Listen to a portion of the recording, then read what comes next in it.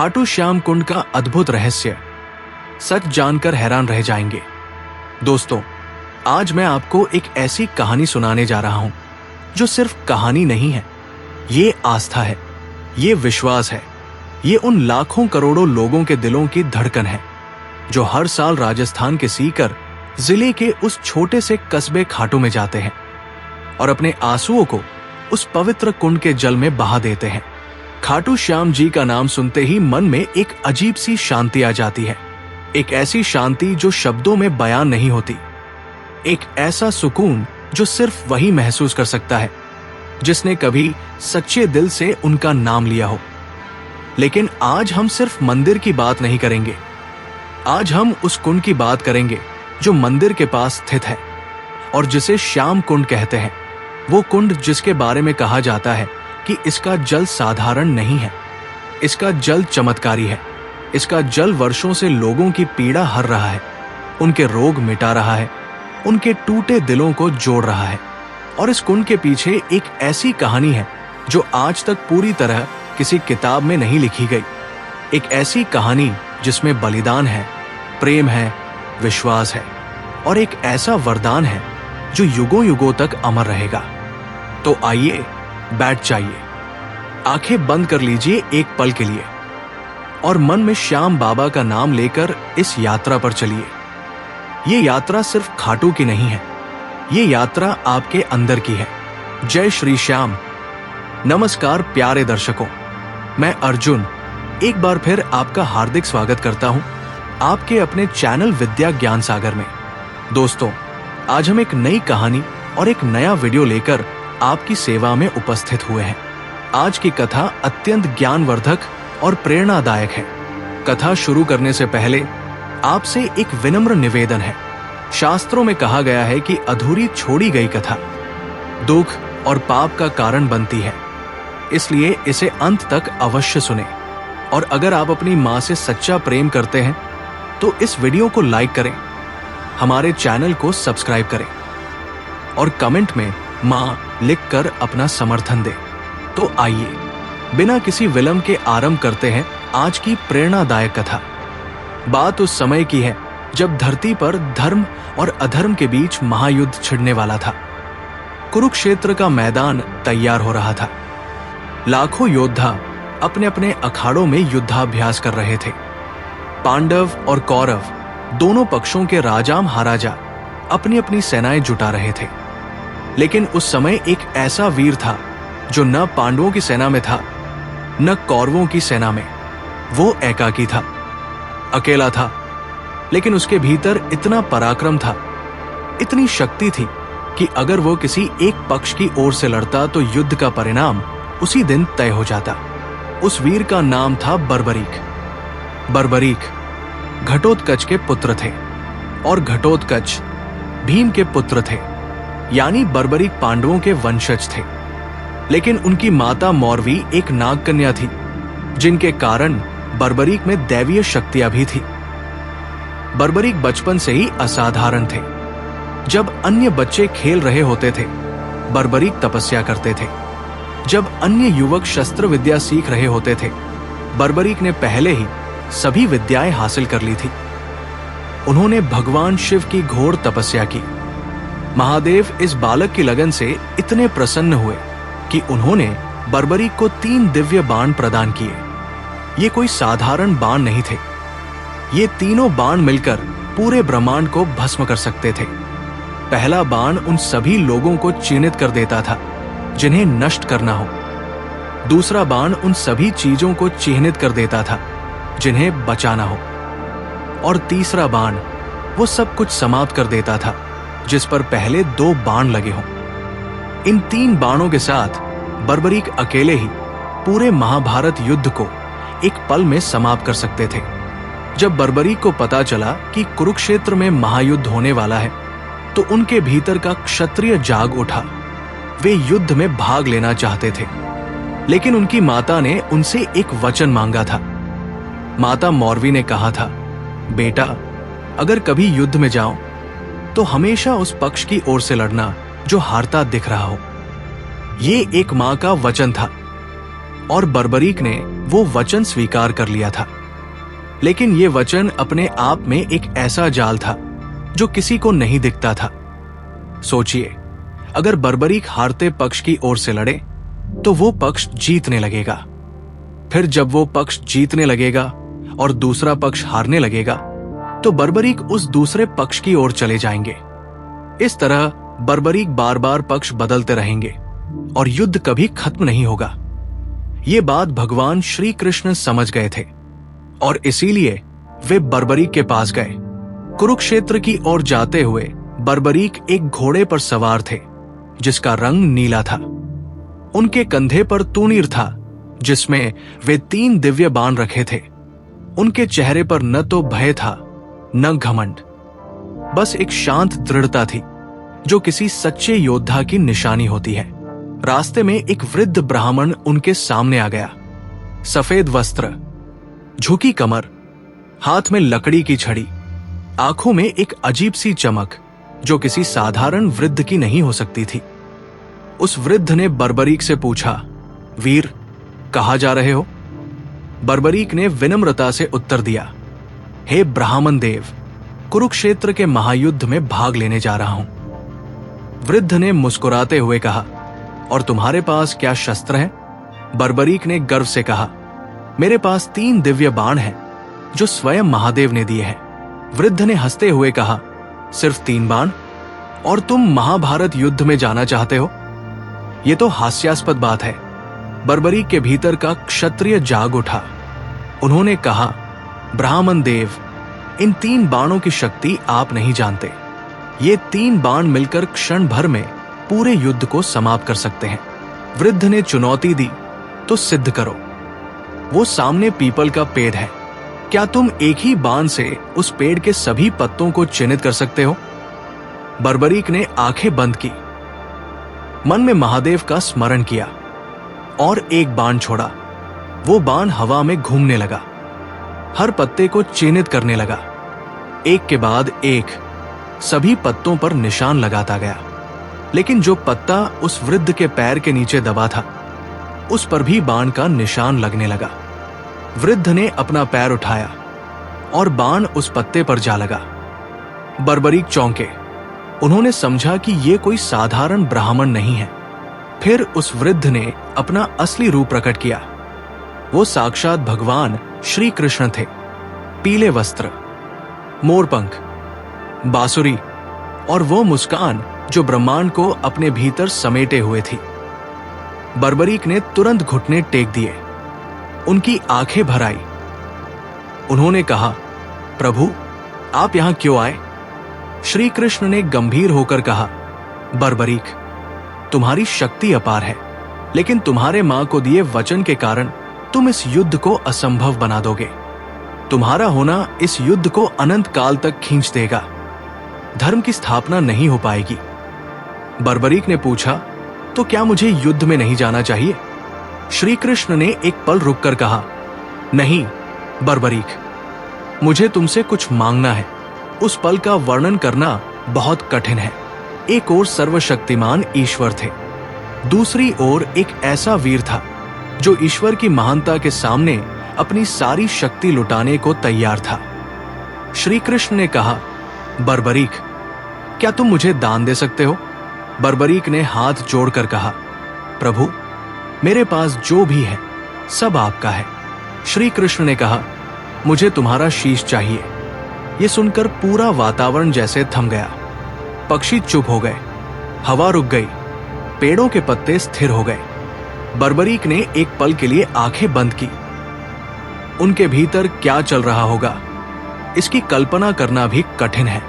वे एक ऐसे वीर थे जो युद्ध में जाना चाहते थे, जो अपनी शक्ति का उपयोग करना चाहते थे, जो अपने पूर्वजों पांडवों की जीत देखना चाहते थे। लेकिन सामने भगवान स्वयं खड़े थे। बर्बरीक ने आंखें खोली।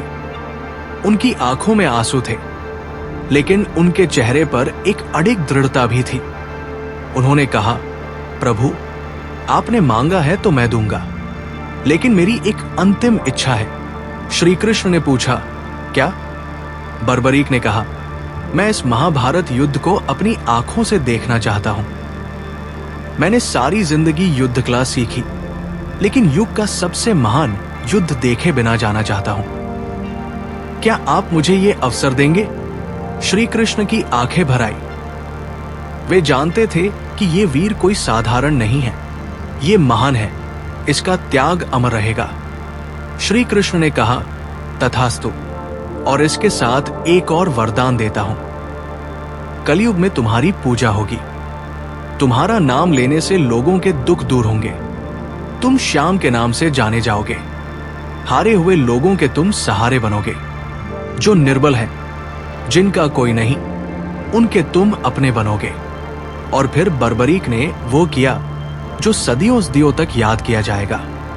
उन्होंने अपनी तलवार उठाई और एक ही वार में अपना शीश अपने हाथों से काट दिया, लेकिन उनके कटे हुए शीश की आंखें बंद नहीं हुई, वे खुली रहीं, और उन खुली आंखों ने उस पहाड़ की चोटी से पूरे महाभारत युद्ध को देखा। जब युद्ध समाप्त हुआ और पांडव जीत गए तो एक विवाद उठा। सभी योद्धाओं में इस बात को लेकर तर्क वितर्क होने लगा कि इस युद्ध में जीत का सबसे बड़ा श्रेय किसे जाता है। भीम ने कहा उनकी गदा ने सबसे ज्यादा शत्रुओं को मारा।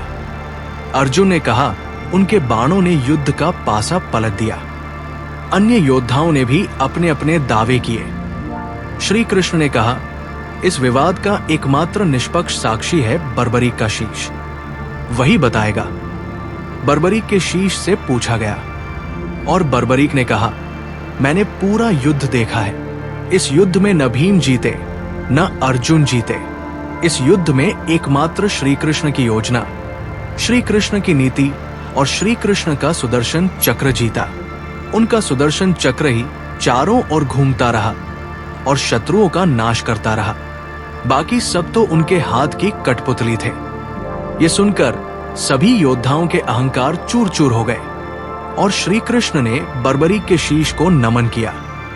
उसके बाद श्री कृष्ण ने बर्बरीक के शीश को अमृत से सींचा और वो शीश रुमा नदी के किनारे प्रतिष्ठित हो गया। महाभारत युद्ध के बाद हजारों साल बीत गए। कलयुग आया, धरती का चेहरा बदल गया। जंगल उग आए, नगर बने और मिट गए। नदियों ने अपने रास्ते बदले, लेकिन बर्बरीक का वह दिव्य शीश धरती के किसी कोने में था, सुरक्षित था, क्योंकि उस पर श्री कृष्ण का आशीर्वाद था। कलयुग के एक विशेष काल में राजस्थान की भूमि पर एक घटना घटी। एक ग्वाला था जिसका नाम था रूप सिंह चौहान। वो खाटू गांव के पास एक छोटी सी जमीन पर अपनी गायें चराता था। गरीब था लेकिन ईमानदार था। हर रोज सुबह उठकर भगवान का नाम लेता था। जो मिलता था उसी में संतुष्ट रहता था। एक दिन उसकी एक गाय जिसका नाम था धवली हर रोज एक विशेष स्थान पर जाकर खड़ी हो जाती थी।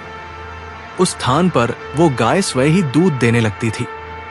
जमीन से दूध की धारा बहने लगती थी। रूप सिंह को यह बात अजीब लगी। वो उस स्थान के पास गया, जमीन खोदने लगा और तभी एक चमत्कार हुआ। जमीन के नीचे से एक दिव्य प्रकाश निकला और उस प्रकाश में एक शीश था। एक ऐसा शीश जिसकी आंखें खुली थी, जिसके चेहरे पर शांति थी, जो मुस्कुरा रहा था। रूप सिंह घबरा गया। वो भागने लगा, लेकिन तभी उसे एक आवाज सुनाई दी, एक मधुर आवाज, एक ऐसी आवाज जो कानों से नहीं सीधे दिल में उतरती है। वो आवाज बोली, रूप सिंह डरो मत, मैं बर्बरीक हूं, मैं खाटू श्याम हूं। मैंने तुम्हें इसलिए चुना क्योंकि तुम सच्चे हो, तुम्हारा दिल साफ है। मेरे शीश को उठाओ और एक मंदिर बनाओ।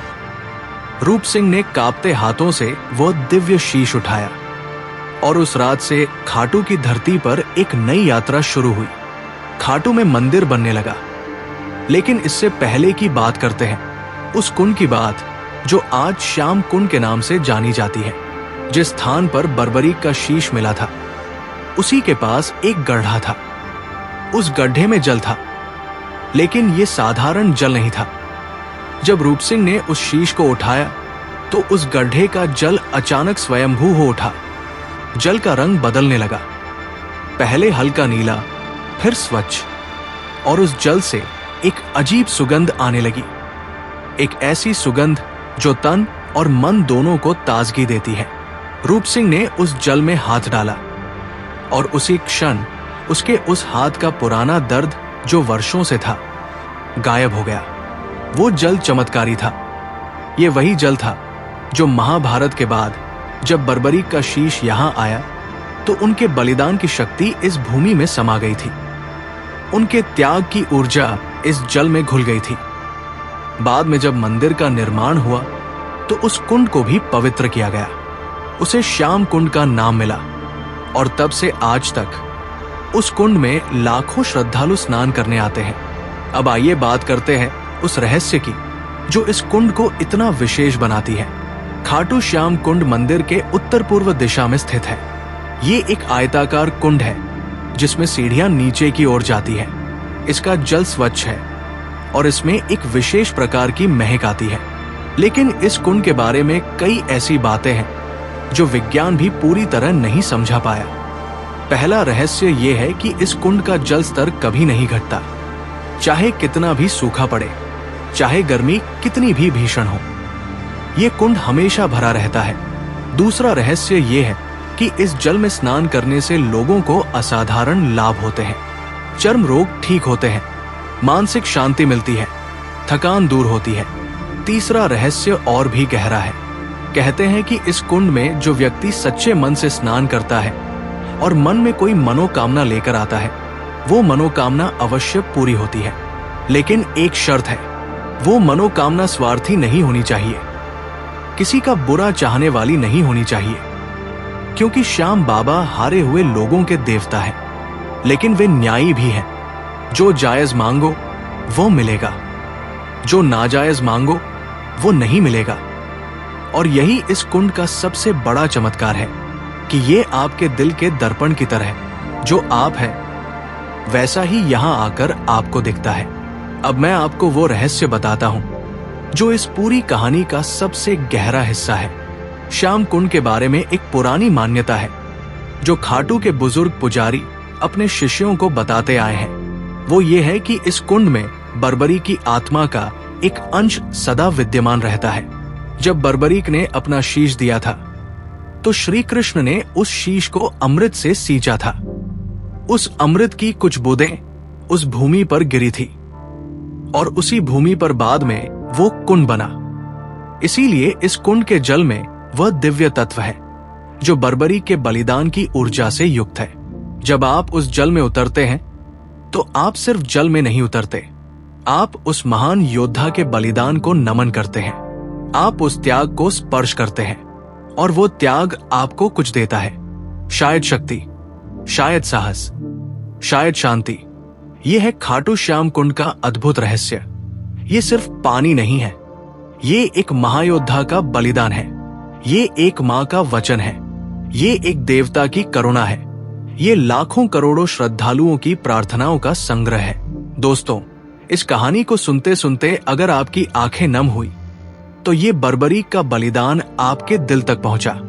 अगर आपके मन में एक बार भी ये ख्याल आया कि काश एक बार खाटू जाता, तो श्याम बाबा ने आपको बुलाया है।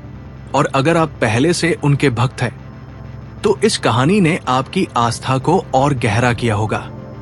लेकिन इस सबसे परे इस कहानी का एक संदेश है जो हर इंसान के लिए है। बर्बरीक के पास सब कुछ था, शक्ति थी, पराक्रम था, 3 दिव्य बाण थे। वे चाहते तो युद्ध जीत सकते थे, लेकिन उन्होंने वह चुना जो सबसे कठिन था, त्याग। और उस त्याग के कारण वे अमर हो गए। और देखिए, श्याम बाबा हारे हुए लोगों के देवता है।